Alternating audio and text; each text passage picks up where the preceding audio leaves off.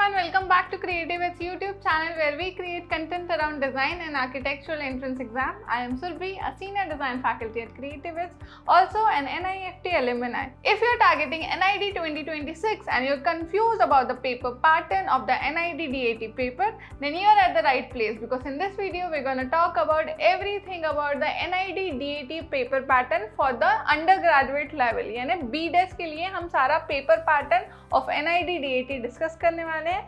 But before getting started with the video, you know the drill. अगर आपने अभी तक हमारे चैनल को सब्सक्राइब नहीं किया है या फिर आप हमारे चैनल में नए हैं तो चैनल को सब्सक्राइब करें एंड बेल आइकन प्रेस करना ना भूलें. So without any further ado, let's dive right in.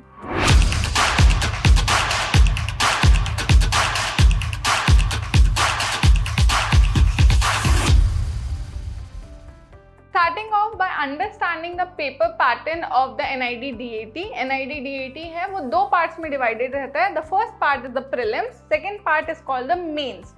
Prelims जो है it is further divided into two parts, part A and part B. एक एक करके समझते हैं कि क्या होता है. पार्ट ए जो रहता है ये एप्टीट्यूड रिलेटेड ऑब्जेक्टिव पेपर होता है जिसमें आपको करीबन 19-18 कुछ क्वेश्चंस आते हैं. कुछ फिक्स नहीं है क्योंकि हर बार एनआईडी थोड़ा थोड़ा कुछ ना कुछ चेंज करता है. So mostly it will be around 18 to 20 questions in the part A. Subjects कौन से आते हैं? सब्जेक्ट्स आते हैं आपके aptitude, English, GK, reasoning, quant से रिलेटेड सब्जेक्ट्स आते हैं. टोटल वेटेज इस पार्ट का होता है 25 क्योंकि मार्क्स भी टोटल 25 होते हैं. सो 18 क्वेश्चन जो होते हैं वो 25 मार्क्स के होते हैं. कुछ क्वेश्चन जो रहते हैं वो 2 मार्क्स के और कुछ क्वेश्चन 1 मार्क के आते हैं. इसमें कोई भी नेगेटिव मार्किंग नहीं होती है तो आपको पूरा का पूरा सेक्शन अटेम्प्ट करने की इंडिपेंडेंस मिलती है. ये बात हो गई पार्ट ए की. अब बात करते हैं पार्ट बी की.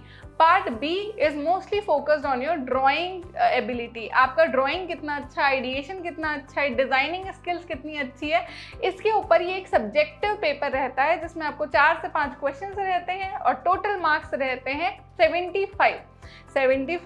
इसलिए कई क्वेश्चन होते हैं जो 20 मार्क्स के होते हैं, कई क्वेश्चन 15 मार्क्स के होते हैं और क्वेश्चन के मार्क्स ऊपर नीचे हो सकते हैं. कभी कभी कुछ क्वेश्चन 10 मार्क्स के भी होते हैं on the basis of its difficulty level. इस सेक्शन में भी कोई नेगेटिव मार्किंग नहीं है तो आपको बिल्कुल फ्री होके पूरा पेपर अटेम्प्ट करना है.